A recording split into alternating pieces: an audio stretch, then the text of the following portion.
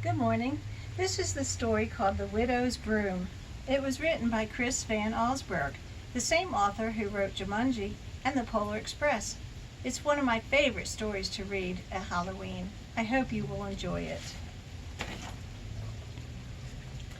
Witches' brooms don't last forever. They grow old, and even the best of them, one day, lose the power of flight. Fortunately, this does not happen in an instant. A witch can feel the strength slowly leaving her broom.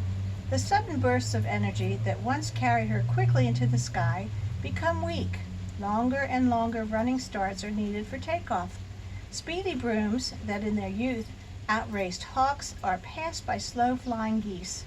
When these things happen, a witch knows it's time to put her old broom aside and have a new one made.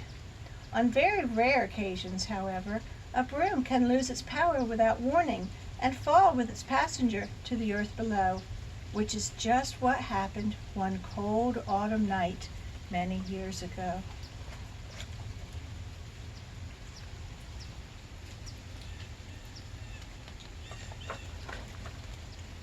Out of a moonlit sky, a dark cloaked figure came spinning to the ground. The witch, along with her tired broom, landed beside a small white farmhouse in the home of a lonely widow named Minna Shaw. At daybreak, Widow Shaw discovered the witch lying in her vegetable garden. She was bruised and bloody and couldn't stand up on her own. In spite of her fear, and because she was a kind woman, Minna Shaw helped the witch inside and put her to bed. The witch asked Minna Shaw to draw the curtains, then wrapped herself tightly in her black cape and fell soundly asleep. She lay there perfectly still all day and all evening. When she finally awoke at midnight, her wounds had completely healed. She rose from the bed and moved silently through the widow's house. Minna Shaw was asleep in a chair by the fireplace, where embers of a dying fire glowed on the hearth. The witch knelt and took one of the red-hot coals in her hand. Outside she made a fire of leaves and twigs, then dropped a strand of her hair into the flame. The fire hissed and crackled, burning with a brilliant blue light. Before long the witch could see a dark form flying overhead. It was another witch who circled slowly and landed beside the fire. The two women spoke briefly, the first witch gesturing toward the garden where her old broom rested. Then they sat side by side on the second witch's broom and flew off over the treetops. When Minna Shaw woke up, she wasn't surprised to find her guest had gone. Witches, she knew, had unusual powers. It didn't surprise her either when she saw that the old broom had been left behind. The widow guessed it had lost its magic. It was an ordinary broom now, just like the one she kept in her kitchen. She began using it around the house and found that it was no better or worse than brooms she'd used before. One morning, Minna Shaw was still in bed when she heard a noise coming from the kitchen. She peeked in and saw something that made her heart jump. There was the broom, sweeping the floor all by itself. It stopped for a moment and turned to the widow, and then it went back to work. At first, Minna was frightened, but the broom seemed harmless, and what's more, it was doing a very good job. Unfortunately, it swept all day long. In the evening, to get some peace, she locked the broom in a closet, but when it tapped on the door for more than an hour, Minna felt guilty and let it out. As she lay in bed listening to the broom, sweeping each room over and over, she wondered if it could learn to do other things. In the morning, she led the broom outside and found out that it was a very good student. She needed to show it how to do something only once. Soon the broom could chop wood and fetch water, feed the chickens and bring the cow in from the pasture. It could even pick out simple tunes on the piano. Not a week passed before the widow's neighbors, the Spivys, found out about the broom. Their farm was just down the road, the other place around. It was one of the 8 Spivey children who saw the broom first. When the boy told his father, Mr. Spivey ran straight across the road to the widow's house. "Is it true?" he demanded. "Did she really have such a broom?" "Oh, yes," Minna Shaw answered. "It's wonderful. She told her neighbor all about the broom and the witch who'd left it behind. Then she took him around to the back of the house, where the broom was hard at work, splitting wood. Mr. Spivey was horrified. "This is a wicked, wicked thing," he said. "This is the devil." The broom stopped working, and still clutching the axe, hopped toward the widow and her neighbor. Mr. Spivey, red-faced with anger, turned quickly and hurried home. Soon more distant neighbors heard about the broom and visited the widow's farm. The men who saw it seemed to agree it probably was a wicked thing, but their wives pointed out that it was a great help to the widow and could play the piano well, considering that it struck just one note at a time. No one's feelings were as strong as Mr. Spivey's. "It's evil and it's dangerous," he told everyone who would listen. "We'll all be sorry if this thing stays among us." As days went by, the broom seemed as innocent and hard-working as ever. Though it had learned how to do many things, sweeping brought it special pleasure. It was, after all, a broom. Occasionally, when there was nothing left to do around the widow's house, it would hop down to the road that separated Minna Shaw's and the Spivey's farm. The road was dirt, of course, and the broom could amuse itself there for hours.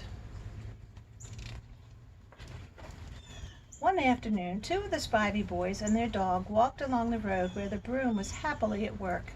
When they saw what it was doing, they kicked the small stones the broom had swept aside back into its path. The broom ignored them and shuffled off to sweep another part of the road. But the Spivey boys would not leave it alone. They called the broom names. When it continued to ignore them, they picked up a couple of sticks and started tapping the broom's handle. Finally, it stopped sweeping. The broom turned to the two boys and knocked them both on the head so hard they fell to the ground in tears. The broom hopped off, but the Spivey dog ran after it, yapping and biting at its bristles. "Get him!" the boys yelled.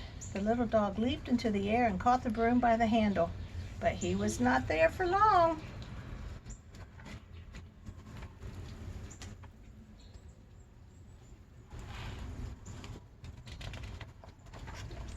That evening, Mr. Spivey drove his wagon up to the widow's house. He was not alone. 3 men from the neighboring farms were in the wagon, along with a long wooden stake and coils of rope. Mr. Spivey knocked loudly. When she opened her door, Minna was frightened by what she saw. "We've come for the broom," her neighbor told her. "It's beaten my sons and likely done worse to my dog." The poor animal was nowhere to be around.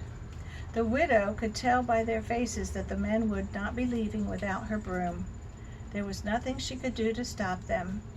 For a moment she stood silently, then answered, "Of course you are right. If it could do such a thing, we must get rid of it." She led the men into her kitchen. "It sleeps in here," she whispered, pointing to a closet. "If you move it carefully, it will not wake up." Then the men knew how strong the broom was and hoped the widow was right. They opened the closet door, revealing the slumbering broom. One of the farmers took it out and gently held it against the stake, while the others wrapped it in yards of rope. They carried the broom outside, drove the stake into the ground, and gathered straw around it. Mr. Spivey lit the fire. In no time, flames turned the broom to ashes. Life soon returned to normal around the widow's farm. The Spiveys even found their dog, healthy but hungry, caught in the branches of a tall spruce tree. Then one morning Minna Shaw called on her neighbors with frightening news. She had seen the ghost of the broom. It was as white as snow and moved through the woods at night, carrying an axe. Mr. Spivey did not believe her. But that night, under a full moon, he watched from a window as the broom's white ghost came out of the woods and slowly circled his house. The next night it returned, circling even closer, and the night after it came again, tapping the axe lightly on the Spivey's door.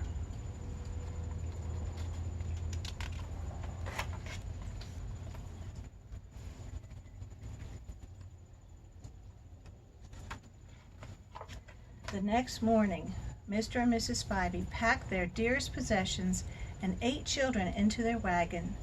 Mr. Spivey tried to convince the widow to leave with them, but she chose to stay behind in her little farmhouse.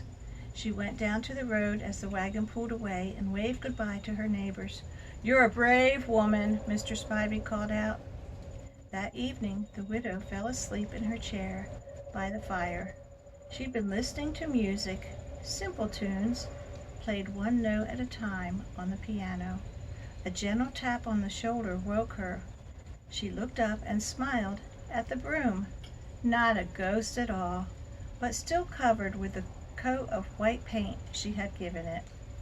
"You play so nicely," Minna Shaw said. The broom bowed, put a log on the fire, and played another tune. The end.